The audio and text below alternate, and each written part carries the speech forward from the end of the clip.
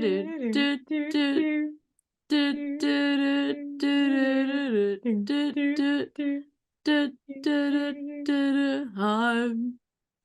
dreaming of a white Christmas, just like the ones I used to know, where those treetops glisten and children listen to hear sleigh kind of bells.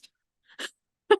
It excludes every child with hearing difficulties. Well, there's also that one Christmas song where it's like to kids from like, what is it? From 1 to 1 to 92.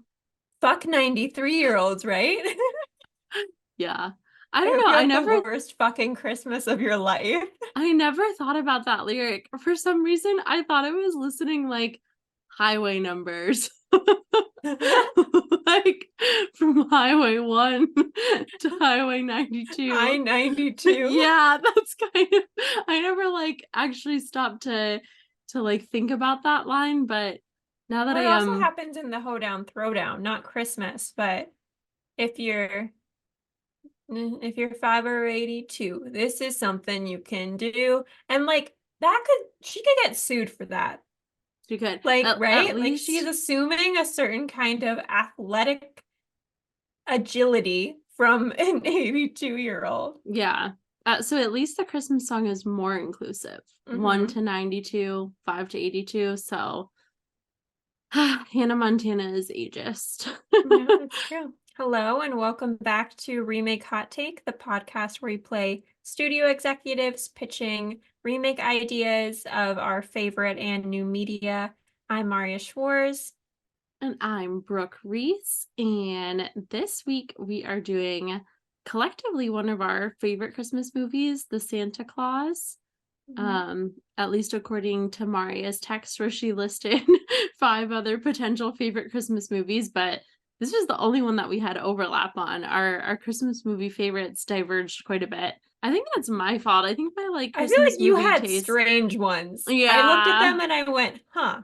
Yeah, I've been told that. This is not the first time this Christmas season that Well, I I've think been it's just told. like we had very different childhoods, and I think Yeah. Christmas movies are very much about nostalgia.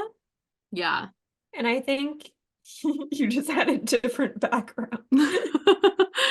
Oh, yeah, you said Barney's Night Before Christmas, which was way out Yeah. of left field. That's how you started the list.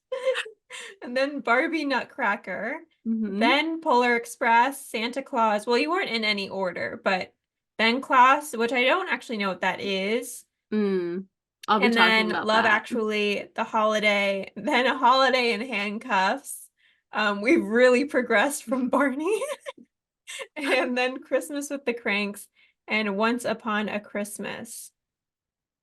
Yes, I will say that I did rank them, and the first 2 were for nostalgia purposes only, was Barney and Barbie Nutcracker. Because, like, I mean, I think they're good movies, but I can recognize that this is not like if a guest was over, I wouldn't force them to watch this. This is more like... Do you watch Barney now? Yes, every Christmas we watch Barney and Barbie. They're like, we watch Barney on Christmas Eve because it's Barney's night before Christmas. We got all ready. We watch Barney, then we're all tucked in bed, and then I read my parents' Night Before Christmas. It's a bit of a role reversal that happened around like age 10. They just got too tired because they're old. So like at age 10, once I had learned how to read, I had mastered that skill. And specifically, we read The Night Before Christmas in Hawaiian. So I'm from Hawaii originally, and it's like a Christmas book that has some like Hawaiian words in it. So it's like, 'twas the night before Mele Kalikimaka, when all through the hale, nada, like, kino, like, or something, I don't know. There are like Hawaiian words sprinkled in it, which I like probably butcher the pronunciation of every single time I read it. And I remember like in my first grade class, so like only a year after we had moved from Hawaii, had like a Christmas book to read along, and I brought that one, and I absolutely killed, even though I did not pronounce a single Hawaiian word correctly, they didn't know that. The Pennsylvanians didn't know, and I just wowed them. But yeah, so I read that to my parents every night, and we have to Every watch night. every every night that I go home, just get them all tucked in. No, every Christmas Eve.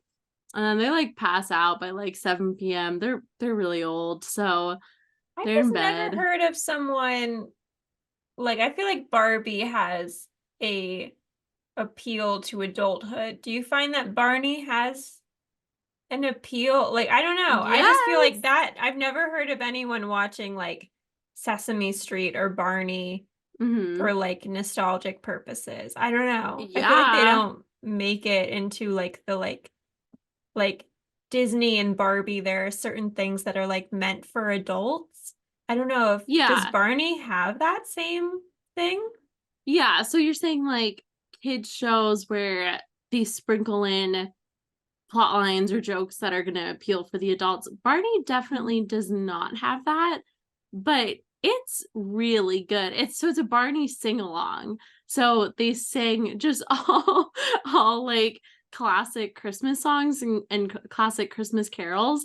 So it's an interactive. We put on basically like a musical theater show when we watch this, and it's only like 45 minutes long. Like it's a quick watch. And so we put it on and like we say all the lines and then we sing all the songs, and it's great. We do like the movements, we do the dance moves. So it's a choreographed. That's why my parents are so tired. That's why they're in bed by 7, because we are literally doing a choreographed sing-along version of this movie, and then time for bed. But yeah, it's good. It has what I will say is the best cast Santa Claus that I have ever seen. This man looks legitimately like Santa Claus. Like he looks lovable and adorable, and like he has like the kindness of Christmas in his heart. So I will say that. You're missing out. You're missing out, and I feel like you're giving a little bit of shade towards Barney. I just I have concerns. Why? I don't know. I don't feel the same joy towards Barney. I feel like he's a creepy little dinosaur. I don't even know what he is. Yeah, he's a purple dinosaur. Kind of looks like a hippo. Yeah, I can see that. What's the song? It's like Barney is a da da da in your imagination. Da, da, da, da, da, da, da, da, na, na, na, na, na. Like Elmo's cute and cuddly. So is Barney. No, Barney also traumatized a whole group of children when he was stabbed to death at the Thanksgiving Day parade. I do watch that every year. What? Yeah, so at one point my parents and I were like on the Barney Wikipedia page. Well, my mom was, and she was reading things out, and she read something that was like one Thanksgiving Barney was stabbed to death, and she failed to mention that it was his balloon. We just thought that Like there the was a actor? homicide. Yeah. But yeah, there was like one Thanksgiving, I think it was like in the 90s, where Barney's balloon like caught on something and they started like losing him. So then a bunch of people, like a bunch of like the balloon holder people had to Mhm.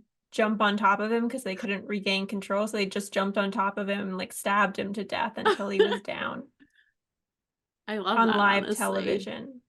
I love that. No, I was a Barney girl. I was not a Wiggles girl. I Oh, hated I the liked the Wiggles. Wiggles. The Wiggles scared me. I don't know why. They I like that terrified you're afraid of me. like men, but you're fine with this dinosaur. Of course. I'm a dinosaur girl. We have established this That's time and true. time again. I'm a dino girl. I'm an animal lover. A man in a color coordinated outfit, get the fuck away from me. That's a sign of danger. So yeah, I was not a Wiggles girl, but no, I will. That's why I say, like, I'm not going to show you Barney if you're like, oh my God, I want to watch a Christmas movie with you. I'm not going to force you into that. I will force my future significant other because that's the Christmas Eve tradition.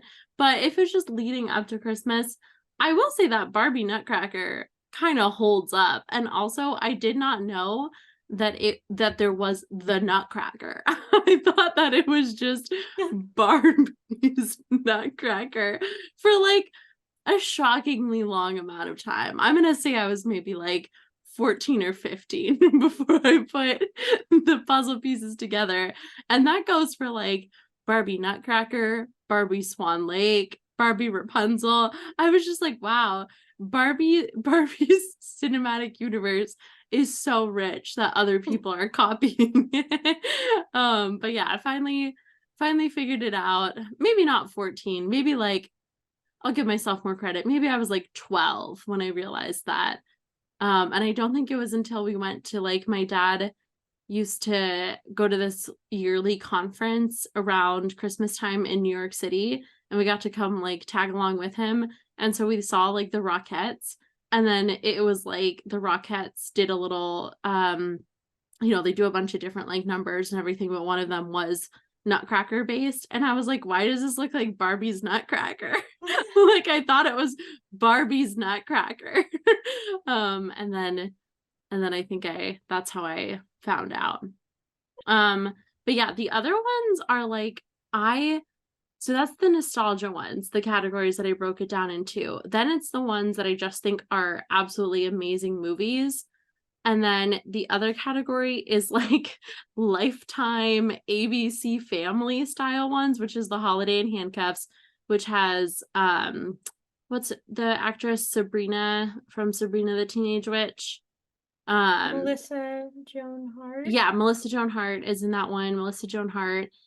And then the Once Upon a Christmas is like another one which you cannot find. I have not seen this movie in like years. It was another like ABC channel. Wait, what was it? Once Upon a Christmas. It's like an ABC channel, ABC Family channel. Like I don't know if it's an original movie, but it's about like Santa Claus's two daughters, and she like has to, I don't know, like prove that like people are good or something. You're And always assuming so much about his domestic life.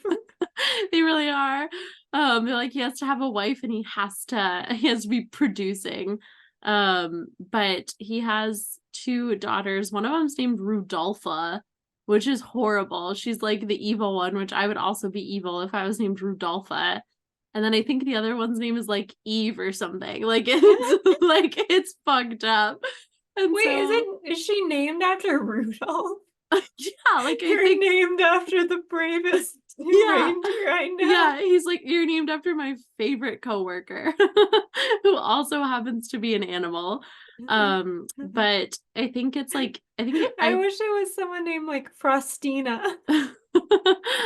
I know, but I think the other one's name is Eve or something, and she has to like go down to like the real world and like prove that humans are good or something, and she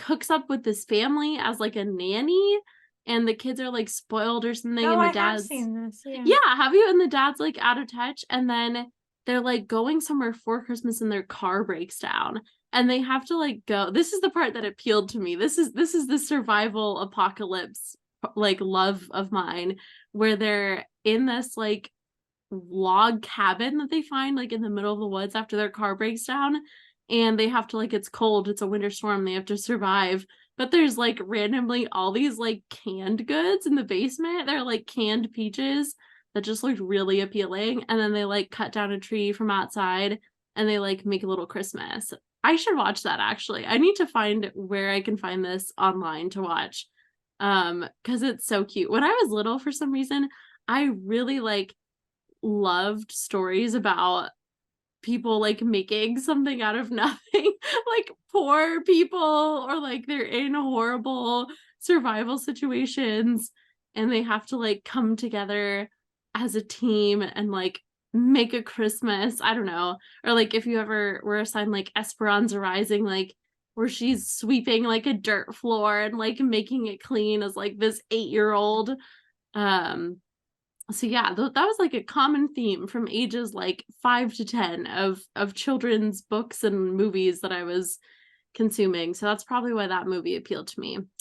But yeah, Those were mine. What was on your list? Let's talk about our favorite movies real quick, and then we'll jump into We're the one doing we're really actually well at doing. keeping this to an hour. Yeah, no, we have to. So I'll make mine quick. I said Die Hard, which I Elf. have seen, I do like, but I don't know. The classic debate is like, is it a Christmas movie? It Can is. you say You why said, okay, because I edited the last one and you said Chronicles of Narnia was a Christmas movie and you're going to draw the line at Die Hard? I Are said you because fucking kidding me? I said because it had He says, Santa. ho, ho, ho, I have a shotgun, motherfucker.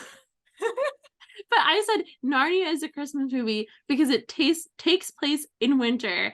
There is snow, and the key component is that Santa Claus is involved. It takes place on Christmas, and I'm pretty sure Bruce Willis wears a Santa coat or something. There's But I don't something. know if he It's is literally set at a Santa. Christmas party, and it's really a fight against what, the Germans or whatever? Is that who? I think It's like the so. Germans are trying to take away Christmas. Is essentially roughly what it is. Okay. I'll allow it. And then I said Elf. That's a lot of people's favorite, but I did not watch Elf until like a couple years ago for the first time. So I thought it was good, but I there's didn't love limited it. sing-along experiences, so Yeah. If I can't sing and dance to the movie, it's gonna be low on the list. And then I said White Christmas. I don't think I've seen that one. You just sang it. Yeah, but I haven't seen the movie. It's one of the older Mhm. ones, and then it has like, is it Rosemary Clooney? George Clooney's aunt is one of the main Oh. girls. Basically, like two guys are in the war. I don't remember which war. It was a war. And basically they like find out that they can sing. And so post-war, they decide to like pair up and start singing and stuff. And then they meet these two girls who like are sisters of an old war buddy of theirs, and they're like, oh, we're going to Vermont. And so they follow them to Vermont and they meet their old captain like in the war, they're the general or whatever, and he's running this like ski resort thing. But since there hasn't been any snow in Vermont, I guess global warming had already begun. No one's coming there, and he's like going bankrupt. So they decide to bring their whole entire show to this little ski resort to surprise him and to like make him money and stuff, and to Mhm. remind him that, because it's honestly, they're like, we need to cheer up the general because he's like depressed. But then the first song they sing to him is, what do you do with the general when they don't want you? And so I'm like, that's really uplifting. They basically like tell this guy, fuck you. Is this the What do one you do with the where general when you stop being a general? What do you do with the is there a line about like you run an unsuccessful ski resort? No. Is that in the course? Is this the one where I've seen clips where it's like sisters, Yeah. sisters? Yeah. There were never such as sisters. Okay. And then I said A Wonderful Life, Yeah. and Grandma got run over by a reindeer. I love It's a Wonderful Life. Did you ever see it when it played at the Kimball Theater at William and Mary? No. I went to one. I can't remember if it was an actual like assignment. I think it might have been. I think it I was remember freshman year. there was this guy in the class that we had together on like low budget screenwriting, Mhm. who is, his plot was exactly It's a Wonderful Life. So when he pitched it, I was like, oh, so It's a Wonderful Life. And he's like, no, it is not. And I was like, okay, wait, so what's it about? And he's like, it's about a man who is depressed, and so then he like tries to kill himself and an angel appears, and I'm like, so that's It's a Wonderful Life. And he's like, no, it's not. It's just like there's this guy and there's an angel, and he realizes that his life and all of the people around him are better off with him, even if it's messy. I'm like, so it's a wonderful life. And you were like, and what time of year is this taking place? He was like, around Christmas, but that's just a coincidence.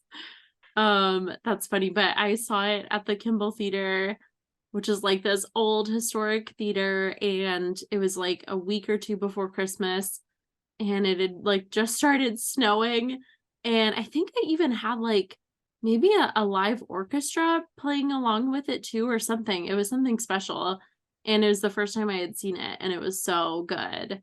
I was like, there is meaning in life. There's hope and love. So that's a good one. What's Grandma Got Run Over by a Reindeer?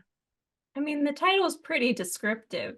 Okay. So true to title. No surprises I haven't there. seen it in a while. I mean, it's just Grandma got run over by a reindeer, and then I think she has amnesia, and no one can remind her, or like she can't figure out who she is. I don't know. I can't really fully remember, but there's the song like Grandma got run over by a reindeer. I don't know. Now I don't even know the song, but walking down the street this Christmas Eve. Okay, I like it. Well, the one that we had in common was the Santa Claus. So do you want to say why Santa Claus is one of your favorites, or some of the favorite scenes from it? Sure. I think Santa Claus, I mean, I always feel like I had some beef on it because I don't know about you, but it like I can't spell Santa Claus without putting the E at the end. I don't know. I think it just like ruined a generation of spellers. No, that was literally one of the talking points I wanted to touch on, because again, like first we have the Barbie Nutcracker revelation, then we have the Santa Claus, which I don't think, when did you realize? Because I don't think I realized until I was, again, around like 10 or 11, and I was like talking to my mom about Santa Claus, and I think I had like written something down, and she was like, oh, well, there's no E on the end. And I was like, you shut your mouth right now, woman. I know what I'm talking about. I was like, I think I picked up the DVD cover, and I was like, you read this back to me and you tell me what this says. Yeah, And she was like, I that's knew the what a clause joke. was. No, that's the thing. It's like, she was like, well, that's like, it's a play on words. Like, that's why the title is funny. That's why the movie is like joking about it. And I was like, I don't know what you're saying to me right now, but I will rewatch this closely and take notes. And it's interesting because it's very much a kids movie, but it also is, Christmas movie adults are going to be watching. So again, I one mean, of like those there's the like part where he starts throwaways. flying and he's like, Yeah. don't worry, I'm used to this. I lived in the 60s, which I didn't get as a child.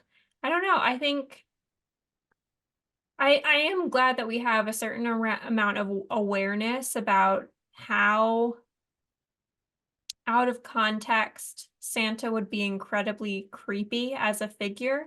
And so like there are a lot of movies where Santa is being sued and arrested. Are there? Like Miracle on 34th Street, where Santa is like thrown into jail because this man thinks that he's Santa Claus and they can't prove it, and he has this whole court case. And on this one, he's thrown into jail. I feel like there are other ones where like Santa is in like hot water. And I feel like we don't see that for like the other breaking and entering like the Molinator creatures. is never Yeah, never exactly. Like, I arrested. mean, we do have the Tooth Fairy movie with The Rock, which I haven't seen in a while, so I don't remember if that is what it's about. But like Easter Bunny just gets by. Like he's just like, I don't know what that's about, but no one's ever talking shit about him. Yeah. I guess, with Santa, well, I think it's because Santa's rules are more like defined, right? We know he's up on the roof. We know he's coming down a chimney. We know where he's gonna be. Yeah, he has an MO that's clearly defined, because even if I were to say like, Easter Bunny, we know what day he's coming, but does he have like such a clearly defined role? Because I think that one's a little different for each household, because I think I was just told that like the Easter bunny wasn't bringing my Easter basket. He was just like wreaking havoc throughout the house and hiding the eggs. Not What? he was breaking, entering, and destruction of property. But Santa's more of a worldwide renowned figure, I think. So with that comes a certain MO, and the police know what to look out for.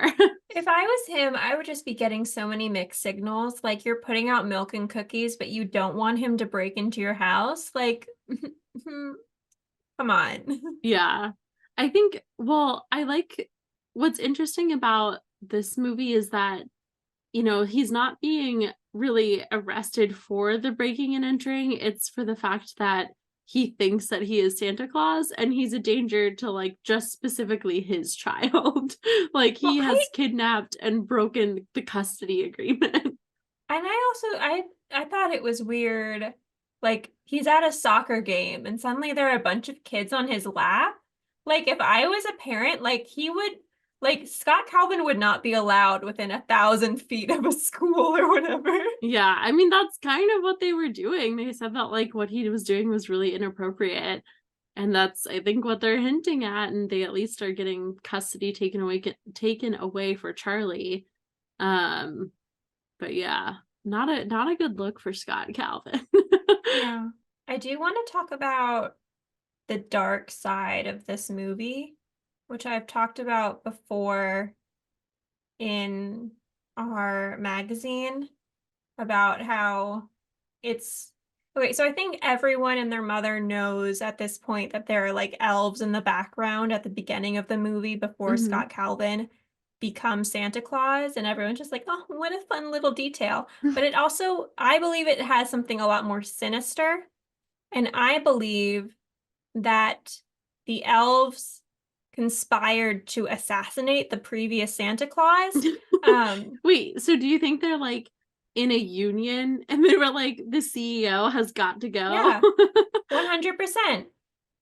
Because like, what happens? Like, do you like the time where Scott Calvin appears as Santa and they're like, the new Santa is here, the new Santa is here. There's no despair. There's not even really surprise. Like, they knew that this was happening.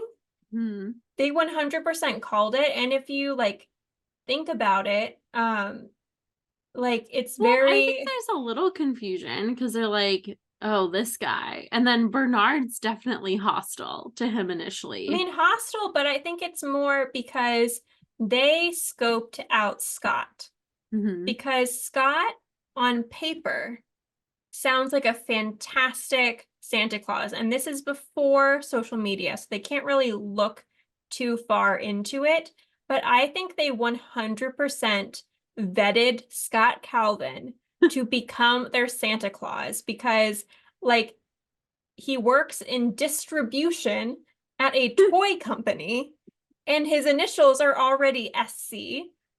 So like, clearly they really sought this guy out. So I think the hostility is more that the guy that they risked murder for is not the guy that they want. And they ultimately ended up saying, like, if you see when Bernard reads out the little like card, it says that by putting on the suit, he fully accepts the duties and responsibilities of Santa Claus in perpetuity until such time that the wearer becomes unable to do so by either accident or design. I'm sorry, design? Whose design? By design? And like, we know that there's like a whole like elf task force as well that could do this. Like, it doesn't make sense like why has everyone else been able to not hear the clatter?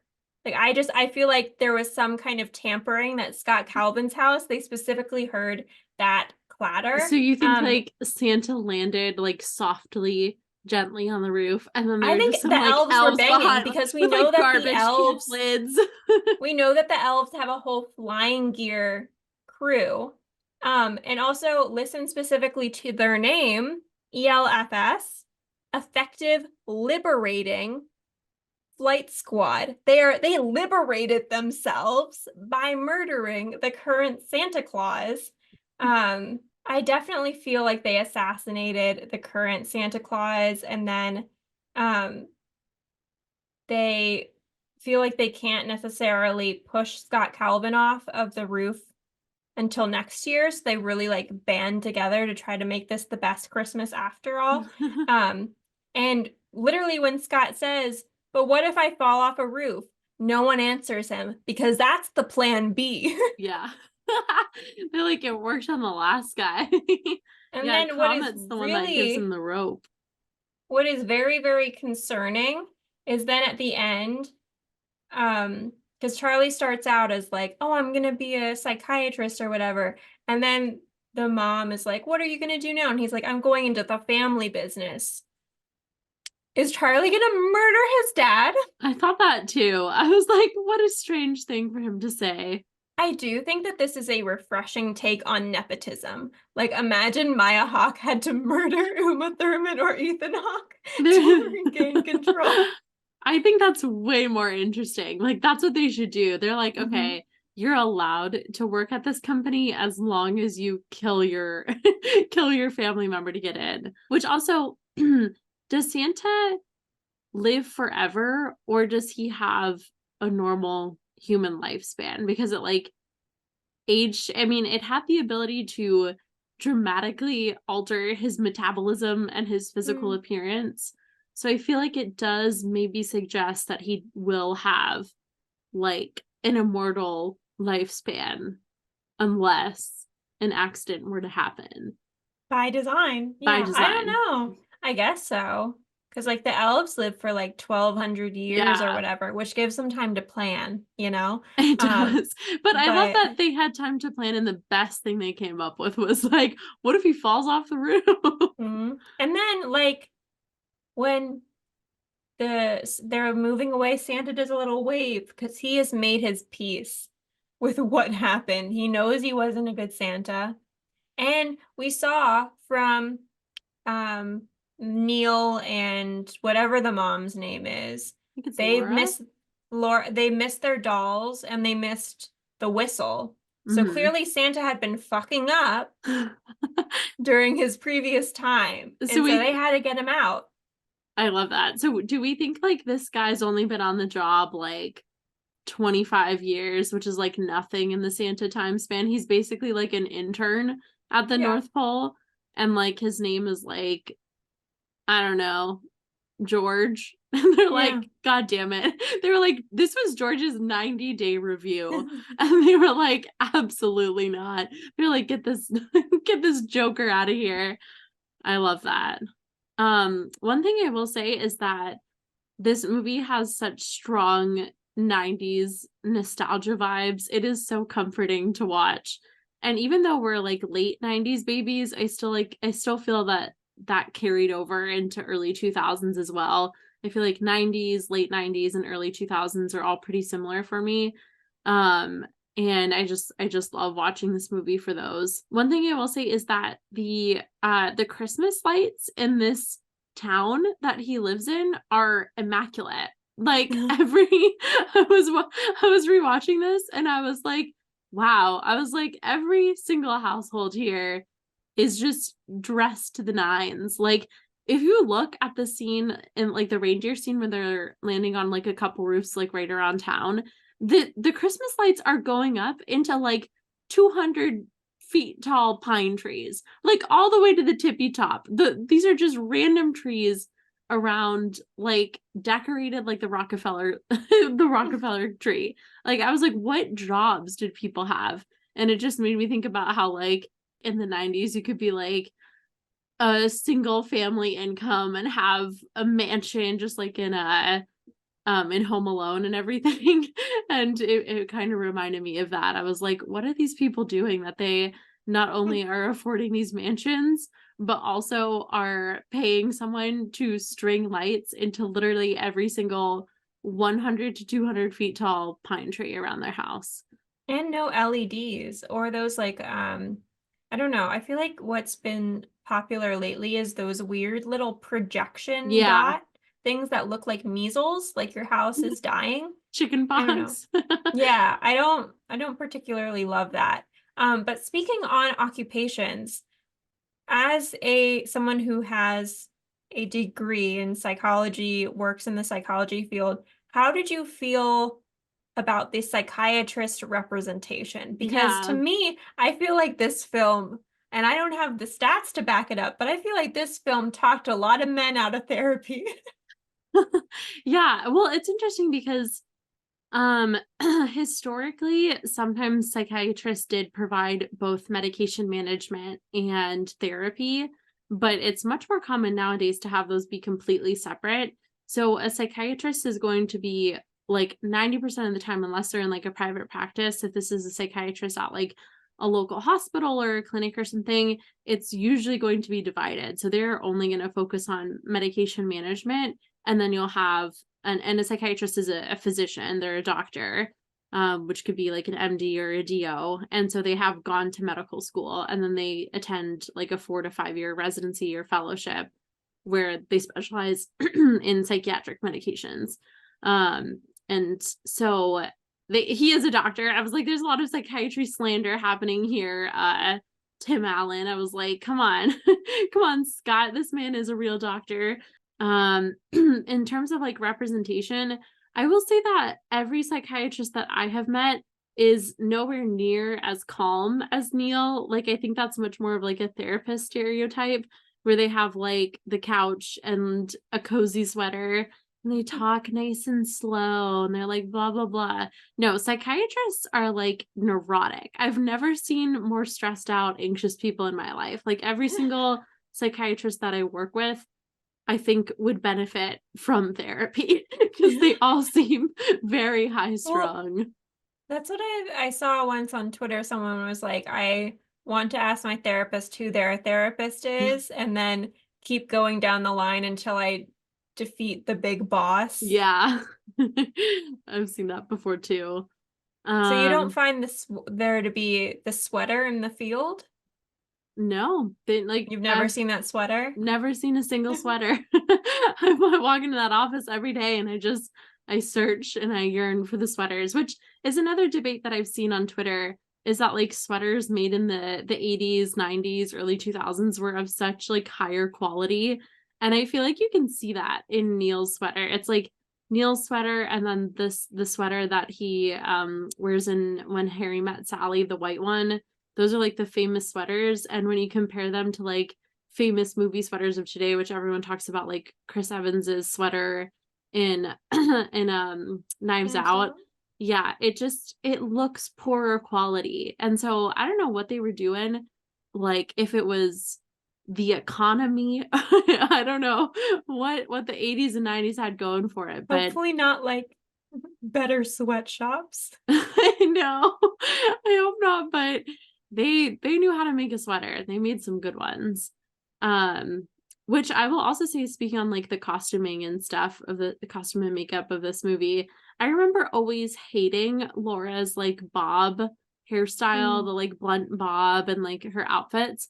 But now watching it now, it's so funny that so much of that fashion has already come back And she around to be started in that. style. She did. She was a trend setter. But I Yeah, because remember you sit in the chair and you say, I want the Laura. I want the Laura. I want not the Rachel. I want the Laura specifically from Santa Claus. If we're even sure that that's her name, we're not positive. But I want the mom in custody battle from Santa Claus. But yeah, if you do look at her outfits, like they would all be fashionable to wear, like right out of Shein today. But I remember like as a young kid hating her hair so much in the first movie and then liking it so much more in the second movie. But now as a wise adult, I was like, no, she was slaying in the first one. I was like, bring back the short bob. I also wanted to mention, since you talked about like custody battle and ex-wives, I do love this like common trope of movies where it's like divorced dad needs to come up with some wacky idea to get his kids back from like the new stepfather or something. Because like it's like Ant-Man is just Santa Claus superhero verse, and like Mhm. Night at the Museum is just Santa Claus in a museum. I was thinking Mrs. I just Doubtfire when you said Yeah, that. Mrs. Doubtfire. I don't know. It's like, and like half of these have Paul Rudd. So I feel like Paul Rudd should have been added to this movie. Paul Rudd is the divorced dad. It's great. Well, no, in Night at the Museum, he's actually the stepdad. So he's very versatile. He can play both parts. um, I will say what's something else that's funny that I noticed on this rewatch is that he's like, all right, Charlie, like we finished up. Let's go home. And it's very unclear to me if they've serviced the entire world's children that evening or just like the Chicago tri-state area. I We're don't even just know. calling it quits. Yeah, I don't even know if they're in Chicago. For some reason, it feels like Chicago, but it seems like they got like a couple counties. But I'm very concerned. I hope Santa was on like the end of his journey. Like this was like the last stop, and they only had like 25 to 50 more places to go. But Well, I love, Charlie did say that when you get in this sleigh, there's like a time continuum thing that happens. So also like the idea that he could get Charlie back at like a certain time. How would you know? yeah. I think we need to explore more in detail Well, I the think, magic of Santa. and I think with Santa, I think what's really weird from this universe is like, so do, so since there is a Santa, are the adults surprised that there are random presents in addition to the presents that they bought? Or are they just taking Mhm. credit for it? Like, because maybe like some little things I'll be like, oh, maybe like, I don't know, maybe it was the neighbors. But I think you would remember if you bought your kid a goddamn canoe, you Yeah, know? Like kayak. that's something you remember. Yeah, I feel like that's a general loophole in all like Christmas movies surrounding Santa Claus. And it's always like, is it just explained away because like one parent thinks the other parent got it and they just have really poor You just have communication a bad skills? communication, and Neil is out there trying his best to bridge them. Neil is like Neil's after Christmas sessions with his couples therapy, every single one is like, and I had no idea he was getting the kids a kayak, and he knows that I'm terrified of water sports. And he's just like, that's so strange. I think if I had to write a Christmas movie, I would incorporate in the magic of Santa some kind of like amnesia for the parents specific to like gift giving. It would be like they would either have like false memories. Maybe that's what it is. Okay, here, I'm gonna write a Christmas movie, and it's gonna be that the magic of Santa is that false memories are planted in the parents' minds of buying those toys for the children, and And their that's bank why. statements. And they don't check those. It relies on a family that is very loosey goosey with the credit card, and they don't check. But I think that would be the key. It's like temporary memory change for the parents that they think that they bought the kids the present. And that's why the parents eventually tell the kids that there's no Santa Claus, because like they think that they got those presents for them. That's how I would pose it if I had to pitch a movie. But one thing that I'll say is that back to my point earlier about like were they just doing like a couple counties in their area, is that I love when he says to the ranger, he's like, all right, pack it up, like we're done for the day, let's go home. And then like we cut to the next scene and they're in the North Pole, and I'm like, did he not notice that they were flying like quite a bit further north? I was like, is this where I mean, they talk about a time continuum, but like seems like they're moving through space at a. Charlie knocked him out. Yeah, I was like, he has lost consciousness for a significant amount of time, because even if they're like flying at the speed of like a Boeing 732, like it's gonna take a couple hours minimum to get to the North Pole. So I just think that's funny. And then he's like so surprised. He's like, hey, this isn't home. And he's looking around at like the barren ice landscape, and I'm like, no shit, Scott, like you've been flying over ice caps and glaciers for the last 2 hours. Like, You thought that was I-94. Yeah, like, where did you think this was? I just think representation really matters, and I felt represented from this film. Like when I tell my doctor that I am having issues, and then they say, oh, maybe it's a hormonal imbalance. I think this is the first time that a man has been treated Yeah, like a woman in the doctor's office, and he has to be Santa Claus to make that happen. I love I don't know. that. I found this film to be very fat phobic. Like, Mm-hmm. if you had a coworker come into the room, would you go, "Oh my God, your weight"?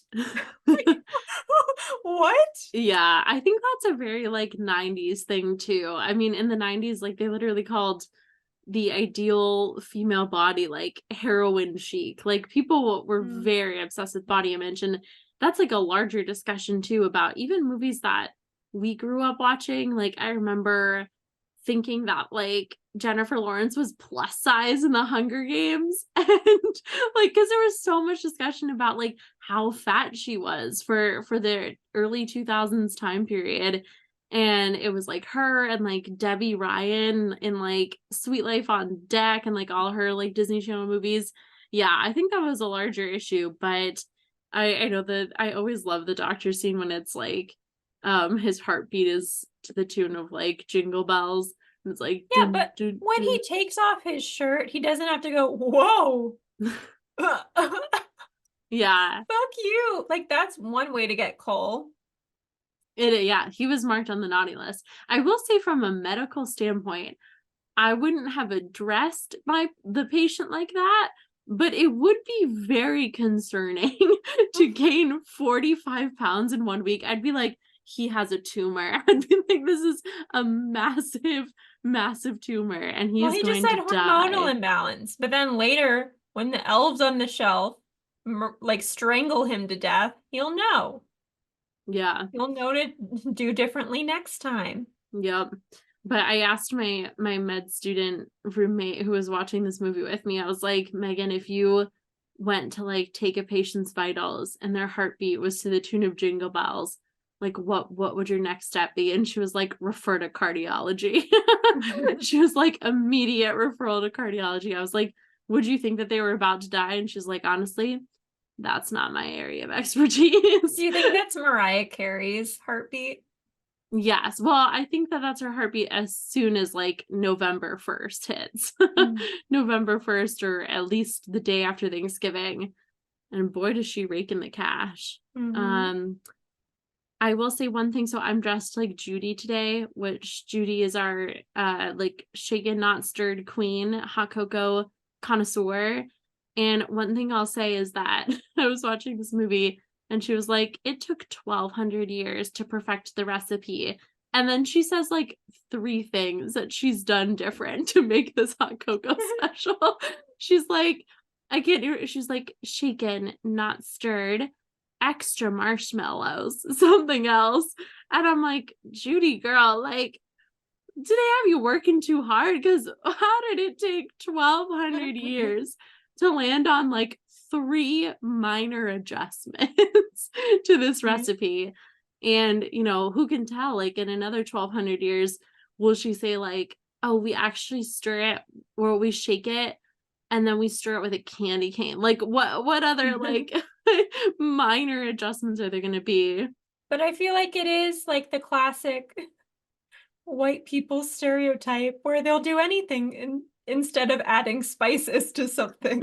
So she's just like, maybe I could add like cinnamon or like something. And she's like, I think it just needs to be shaken. I think Judy's actress is like a woman of color. I'm pretty Oh, sure. really? I think so.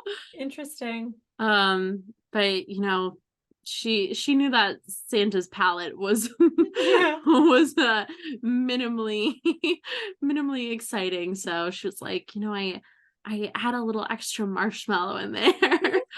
But yeah, okay. Another thing is that watching this back, I'm gonna say something that could be life shattering here.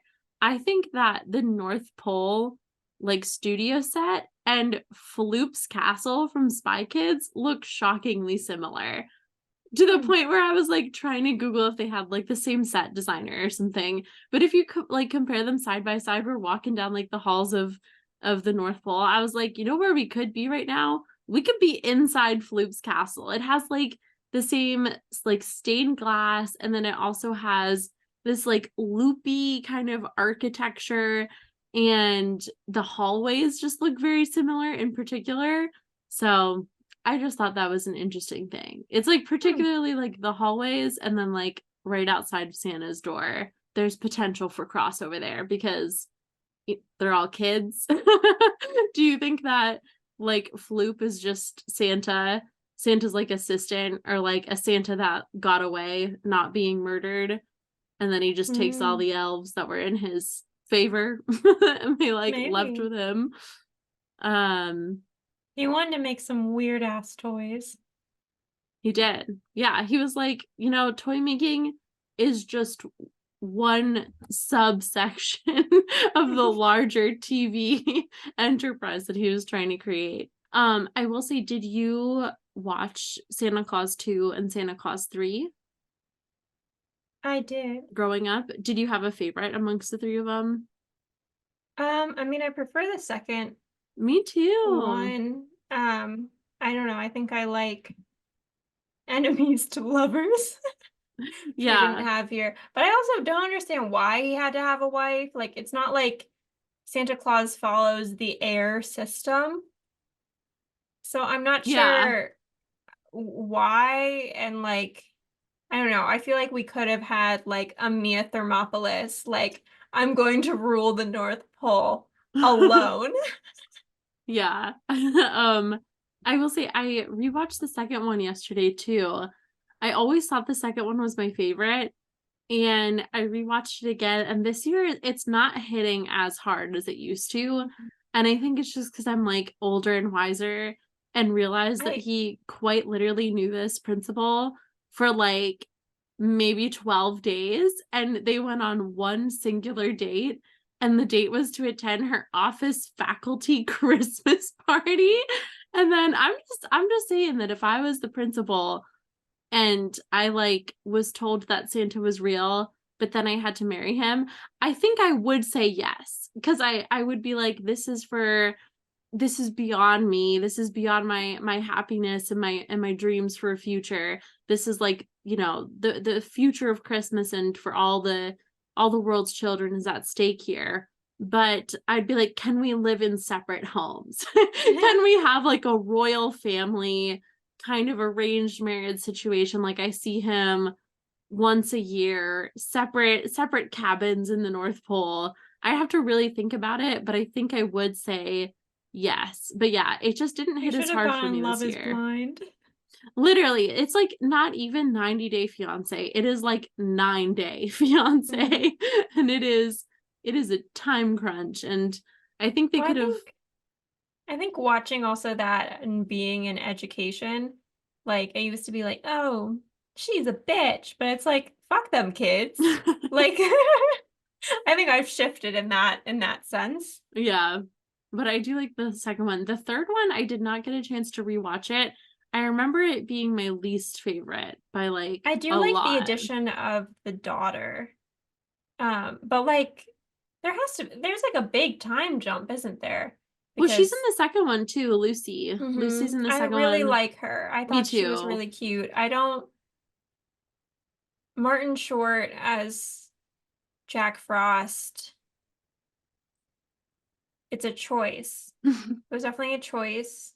I don't love it. I think about like the robot Santas a lot, and how like the North Pole invented cloning, and I feel like that also answers some questions for me. It's like, how did the elves like keep up with like current technological productions? Like, I mean, I think I get like the toy like rocking horse or whatever, but like now they're doing like iPhones. Also, are they being sued for manufacturing that? But if they invented cloning, I feel like anything is really possible. But only cloning in toys. So it's limited in its applications. I don't think it can work in like the medical field. It's like Santa has the technology to like cure cancer, but he's just making like knockoff iPads for these kids. That's funny. Well, I think Santa is very underutilized. He knows when you're sleeping, he knows when you're awake, he knows when you've been bad or good.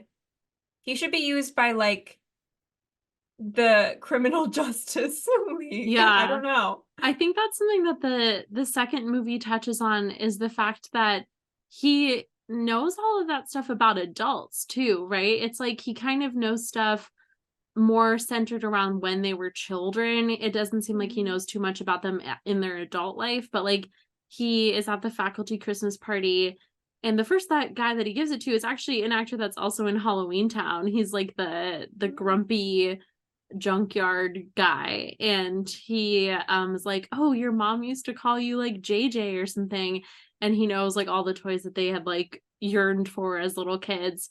And so it does bring the question back to what is Santa's responsibility with that power, because it's like, do you think he could stop wars? Like, do you think if he went to like NDA? Yeah, like, do you think if he like went up to like Putin or something and was like, here you go, here's the like rock'em sock'em robots, and like Putin would be like start crying and be like, this is what I've always wanted, I will actually stop committing war crimes. So when you turn 18, do you like age out of Santa's purview? Like, are you able to be drafted and Santa no longer can help you?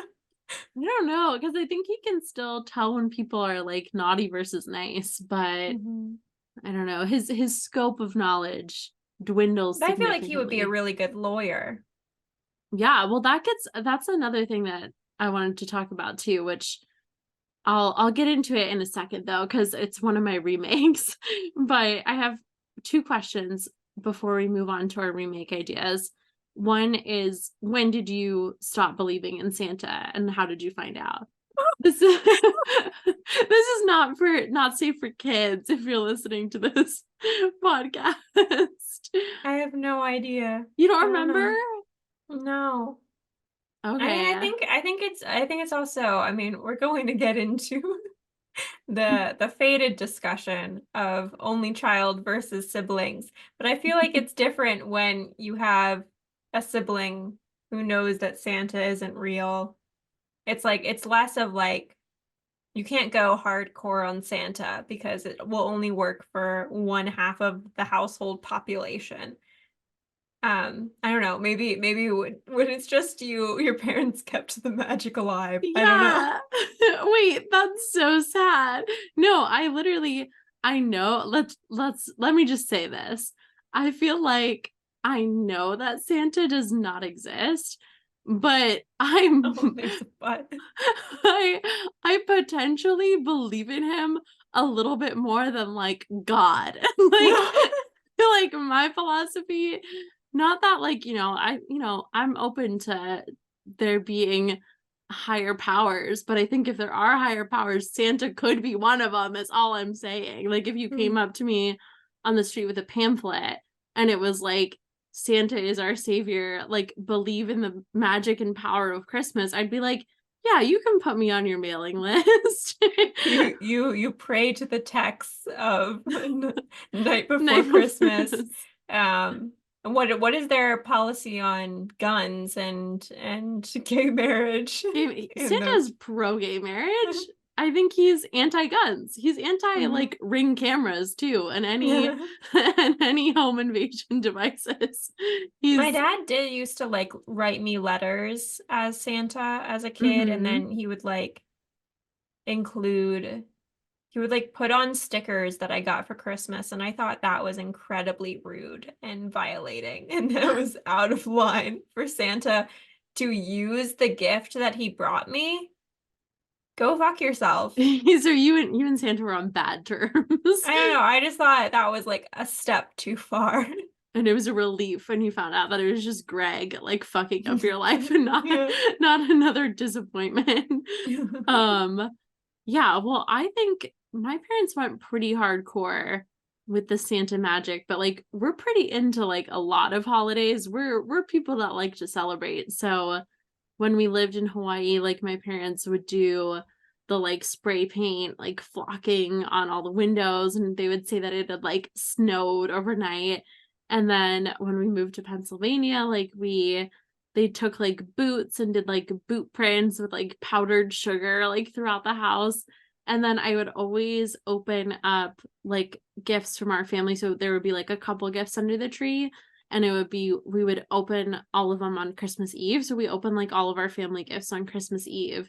And then we would wake up, and then Santa would bring all the new gifts on Christmas morning. And so there was like a big distinction between like family gifts and like Santa gifts. And they would always come in like these special like boxes. And I still make my parents do that. We still do like all of our gifts. We still open all of them from each other on Christmas Eve. And then I still make them reserve like one of their gifts for the Santa gift in the morning. And my mom has to go out and like put it under the tree in the morning. No, I thought you still made them do like the powdered sugar. No. Yeah, I'm like, Dad, if you don't put on your work boots and go step in some flour right now, it's done. But yeah, so I'm like, only 95% convinced that he doesn't exist. But the 95% came when I was like, I think like fairly older. I think like 8 years old. And it was because my like best friend in elementary school, she was like, yeah, I found a list like in my mom's purse, and it was everything that I had asked for like from Santa that year. And she was like, so I'm starting to put together some pieces that like maybe this isn't legit. And I was like, oh my God, what do you mean? She now works for the FBI. Yeah, she was putting together a lot of clues there. So yeah, that's when I found I think out. that would be fun for like a true crime podcast. I like that. Quick shout out to Bernard, who I like had such a crush on as a kid. It was Bernard. I did not. I had a crush on Everyone him. always talks about Bernard. Yeah. I had a crush on him and the like kid that was like in charge of the flying squad. The elves. Yeah. Yeah, I get that one. Okay, that one hits home. Bernard's like the guy that's like kind of mean, kind of sarcastic, but you still like. And then the elf squad leader, it's like he's a man with a job and he'll provide.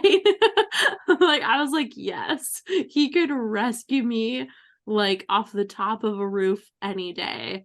I will say, speaking of a man with a job, this would only happen to men, right? Like in this economy, like a job literally falls in your lap. That would only happen to men. Was Scott Calvin qualified? No. But they made it work for him in a way that they would never make it work for a woman. I don't know. Yeah, no, that's actually, let's jump into the remakes, because one of my remakes is like, what if it was a woman that murdered Santa?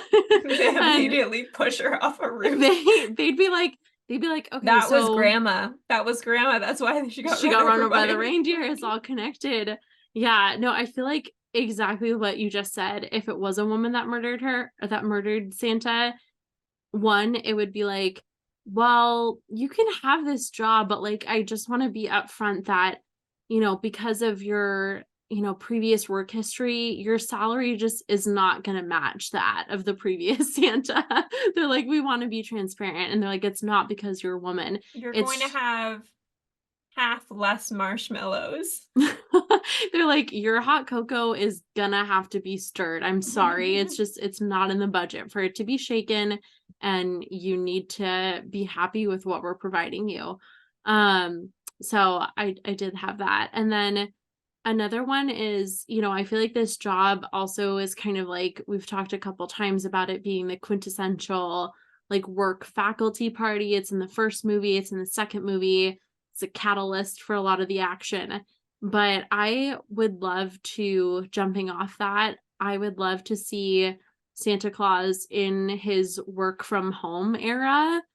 So I'd love to see him. That went a different direction. I thought it was going to be. I thought you were going to bring in Die Hard And that Santa has to fight against Alan Rickman. The Germans. He goes, ho, ho, ho, motherfucker. No, I want to see Santa work from home. Because I just think that's real fun. So, and not home as in the North Pole, home as in like maybe Chicago or whatever townhouse Scott Calvin lives in. And I think that if that were to happen, he murders the last guy, he puts on the suit, but like not much changes for him. Like he hops on a Teams meeting, he like burns a turkey in the background, hops on a Zoom call, and then he's like doing the like naughty and nice list, but it's like a Google spreadsheet, and everyone at the North Pole like has access to it. They put in their P's and C's. They do a couple like Excel formulas to get like the percentage of naughty versus nice kids this year. And I just love that. Love to see how that would pan out. My next one is that what if this same situation happened but with just like any other job? So it's like you accidentally like pick up like a Chick-fil-A server's vest, and then like all of a sudden they're like, yeah, get up to the door there. They're like, you take that man's order and you let them know that it's your pleasure to take their order. You suddenly have like a polite country accent. Yeah. Or like, and then you go to your doctor and they're like, that's a hormonal imbalance. Yeah. Or like, speaking of doctor, like you pick up a lab coat, or like you dress up as like a doctor for Halloween, and they're like, all right, sir, like they bring in like the crash cart and the patient's dying in front of you, and you're like, what are you talking about? And they're like, did you not read the card? Like, I just would love that if we expand this universe, that this happens to every single job that you could possibly have. I think with Chick-fil-A, it's like you're walking down the street and then suddenly a whole line of cows start following you, because you are their lord and their savior. Yeah. They're like, this is the man responsible for us living to another Christmas. So I love that. And then there are a couple other spin-off series that I think we could have from this. One is I solely want the POV of the person who lives in the townhouse next to Scott Calvin, because they were this close to being Santa. Like, if you look at it, he's in like a townhouse with a shared freaking roof. It was not just his roof that was clattering. It was everyone in that townhome complex. And no one called 911. They're like, not my business. No one called 911. It's because they didn't know how. Charlie was the only person that knew how to call 911. And that's why he verified that fact. But yeah, I just want to see the POV of the person that lived literally in the adjoining wall of Scott Calvin's home, and like also heard the reindeer clattering, but was like, I don't need to go outside, and missed out on the opportunity of a lifetime. And then the last one that we were talking about earlier is that I want a spin-off movie that is just focused on Santa Claus's lawyer. So kind of like the Better Call Saul of the Breaking Bad universe. Exact same situation. Where I want the fixer of the North Pole. I want to see what situations he gets Santa out of. And I just would love to see the backstory on why all of these important legal documents are kept like on a business card. And that was such a scam. He's very clever. I will say that he or she, this lawyer knows what they're doing. And I wouldn't be shocked if it was like an Elle Woods kind of a situation where Elf Woods. Yeah. That was my D&D character. Where like someone in the business owns like a stationery. So someone in their family owns a stationery business, and they know how to get those. Is that the only business card? Do you think that business card has been like passed around? It gets like frayed at the edges, a little bit bent. Yeah. And each time it just, you have to get more and more magnifying glasses. So those are my remakes. What about you? So I think going off of like the lawyer idea. So since this is a clause and they're like putting on the suit, you signed the jacket or signed the contract. I was thinking about, because we're in a time where unions are very active. We're working to get for what we deserve. And I know that there is a film called A Year Without Santa Claus, but what if Santa went on strike? Um, and like what would that even look like? And is he able to like just revert back to Scott Calvin? He's like, I don't know, SCG strong Santa Claus Guild. I don't know. I like it. Like Santa goes on Ozempic. Yeah, And and then we start getting like TikTok or Instagram videos, and they're like, what you can do to support Santa Claus. Don't get a job as a mall Santa. If you do, you're a scab. I love that. Because I feel like the clause sets up an idea that you can re-up or renegotiate. Yeah, I technically don't even think he's paid any wage, let alone he is given room and board, but he's fighting for a living wage. The other one I was thinking was the Santa Claus, which is I think I don't even know how you say his name. I don't even watch the show. But I'm trying to cater to the youth. Klaus like Hargroves or whatever from Umbrella Academy, and Santa falls off the roof, and for some reason it's him, and then he gets to talk to the dead, and because that is his power, and he learns about what happened to the last Santa, and he investigates the assassination. I just think that would be wacky. And then if people in a different Christmas unit hear about what happened in the Santa Claus, and they're like, we could probably do that to our guy. And so they decide to assassinate the little drummer boy. And and they do it right in front of Ringo Starr, and he picks up the drum kit, and then he has to be the little drummer boy. Oh my god. I love how all your remakes are like, we deserve to kill our bosses and our coworkers. I'm decided that is what the film is about, and I will not hear any differently. The film is assassination. I think also I read that originally they were actually going to have like Santa's dead body, and they were like, that might be traumatic. So then they did the whole like he like kind of disappears. Yeah. But originally it was going to be like a full ass dead body, because I feel like Charlie's not traumatized enough, like he's just like he's taking this all really well. Yeah. Like not only is his dad Santa Claus, but I think we're skipping over the fact that we murdered Santa Claus. Yeah. Or Charlie's just like, he loves the violence. That was his first taste of dark side. Do you think Charlie has like a misconception about how we get jobs now? So he's like, oh, I want to be a lawyer. So he just goes out and murders a lawyer.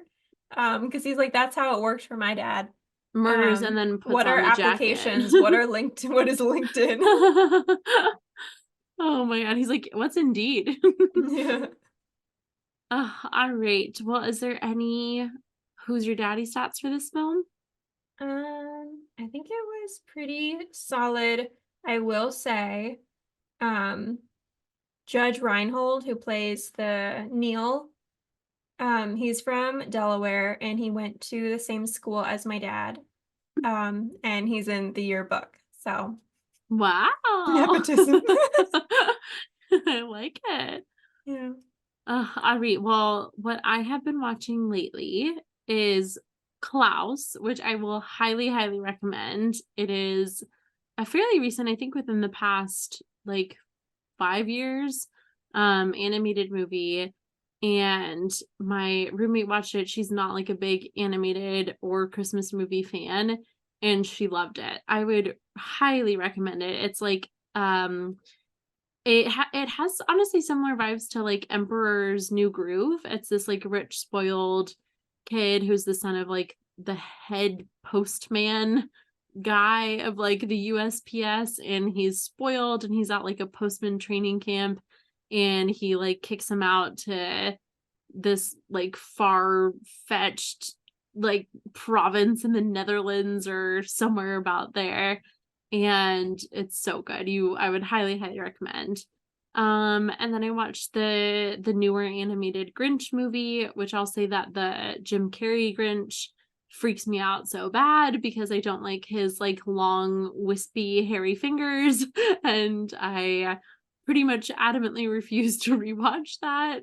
Then we turned again to Apocalypse, but still winter, so Christmas adjacent.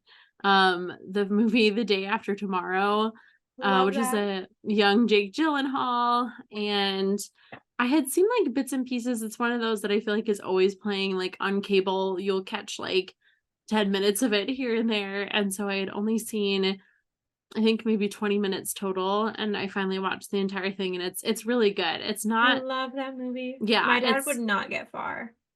no. Well, If I actually, was if I was like dying in a library, he would be like, let's make our peace with it. you wouldn't even try. No. I think my mom would try for sure, but she would die. I think my dad would Well, I like, mean, I think thank God for nepotism in that one, right? yeah. No, Imagine literally. his dad was like a caterer. Like, what's he gonna do? I know his dad has the perfect job for this movie. But yeah, it's really good. It honestly is like working its way up into like top apocalypse movies for me. Maybe like top 5. We've been watching the like newest season of What We Do in the Shadows, which is really good. And then quite a turn here. We also watched my best friend's Exorcism, which is not Christmas or winter related at all. But when I say we, my roommate, we wanted a little change of pace from the warm and fuzzy Christmas vibes. It was okay. I've seen a lot of horror movies now, and I kind of, I know the shtick. They all have a very similar plot line that they follow. But I will say it had like a lot of potential to be a good horror movie, but then it very much dived more into horror comedy at about like the midway point, which wasn't necessarily like bad. I did like the comedy. I thought it was funny. It just took away from kind of the serious horror movie vibes that they were building up for the first half. So it was a bit of like a jarring shift, but I thought it was okay. And then I watched for the first time, I had never seen National Lampoon's Christmas Vacation. So that was a first time watch for me. It was really good. I liked it. It reminded me, obviously this movie came after it, but it reminded me of like the Stepfathers Christmas movie with like Will Ferrell and Mark Wahlberg. Kind of similar vibes to that. I really like that movie series as well. I think there's a 1 and a 2 of both of those. But yeah, National Lampoons is good. Cousin Eddie was like a bit too sad and goofy for me. Like I just kind of felt sad the whole time. Like he very much, is supposed to be like the butt of the joke and it's supposed to be hilarious. But I was just kind of like, wow, this is really sad and tragic. And I haven't seen any of the other National Lampoon movies, so I don't know because I think there's one before this and then a couple after. So I hadn't seen the original one. But yeah, his storyline is kind of too sad for me. And I will say that it's like, I love how like 90s it is for the boss to be like just a guy that has made a decision to not give out Christmas bonuses. And that once we kidnap him and he sees like the power of Christmas and the sadness that his choices are impacting real families, he's like, wait a second, I will send out the Christmas bonuses. And if that were to happen with any single CEO today, they would be fired on the spot. They would be arrested. The like employee would be fired on the spot, arrested. The CEO would become even worse. Like, I don't know. I don't know if it's all CEOs, but I feel like CEOs today are so much more driven by like, the corporate bottom line, and that would never ever in a million years happen now. But you're forgetting about the spirit of Christmas. I know, but I feel like if you went to like the CEO of like Apple and were like, have you seen how your decisions impact like real people? He'd be like, yeah, that's why I'm killing people in sweatshops. No, it's the spirit of Christmas. No, I don't think it works in today's economy. Seeing isn't believing. Believing is seeing. And that's what they say to like their lawyers when they are when their tax write-offs aren't adding up. But yeah, that's all I watched. What have you been watching? I watched Please Don't Destroy the Treasure of Foggy Mountain, which I enjoyed. It's on Peacock. It's like the Please Don't Destroy guys from SNL, and they like are going on an adventure to find this treasure, and it's like silly and weird, and Dustin from Stranger Things is in it, and it's just like I mean, I thought it was funny. I don't find a lot of like comedy movies funny because so many of them are like the like poop humor kind of stuff, which I don't really like, and I didn't really find that to be the case here. I will say very, very Nepo heavy. Like that group has always been very Nepo heavy. Because it has John Higgins, who is what is it? Steve Higgins' son, who's like the announcer for the Tonight Show. He's like the Jimmy Fallon's secondhand guy. And he's like the announcer for SNL, and he's a producer and stuff. And then Martin Herlihy, his father is like a longtime collaborator with Adam Sandler. And then they have Ben Marshall, who's just like there. He doesn't have any famous father, and I love that. I think I think that's so clever. And like honestly, that's on me and that's on you, Brooke, because we could have networked with like Jim Comey's daughter, Chip Eston's whatever. I don't know if it's a daughter, son, child. I don't know. We could have networked. I love how this guy found the two Nepo babies and latched himself on there. I think that is clever, and I think that is good business. So we missed our fucking shot because they met at NYU. And so I love that. I love that he did that. LinkedIn in real life. And then I saw Totally Killer, which is a horror movie. It was like the first horror movie I've opted to watch. It's like Back to the Future, except she has to prevent her like mom's murder. So it's a little bit strange, like science-wise. But at least what like Johnny Be Good, they didn't take from a Black artist in this one, which I appreciated. But that was okay. I mean, it wasn't like the best, it wasn't the worst. I don't think it was like I wasn't scared by it, so I don't know if that makes it a good horror movie. I mean, it wasn't Twitches, but it wasn't it wasn't bad. And then I watched the new season, or how much they've released of The Crown, which honestly is not my favorite because now we're like focusing on like the Princess Diana's death, and they're just like really like making shit up all the time, like stuff that just absolutely goes against history. And like I can understand with other parts of like the British monarchy history they're going to like sensationalize, but I think like Princess Diana, like it's tragic enough that you don't need to make up like marriage plot lines and all of this kind of stuff. Like I don't know, I don't think that that is necessary. Like it was already a tragedy that gripped the global audience. So I don't think it's really necessary to like make shit up for this. I don't know. I don't like that. And then I saw all of Lessons in Chemistry, the mini series on Apple TV, which I thought was brilliant. I know next time we're going to talk about like our top 10 films, but this is definitely like my top TV series that I think I saw of the year.